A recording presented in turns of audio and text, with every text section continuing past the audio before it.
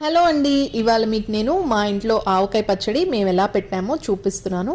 ముందైతే మంచి మామిడికాయల్ని సెలెక్ట్ చేసుకొని ఇలా ముక్కలుగా కొట్టించి నీట్గా క్లాత్తో తుడుచుకోవాలి.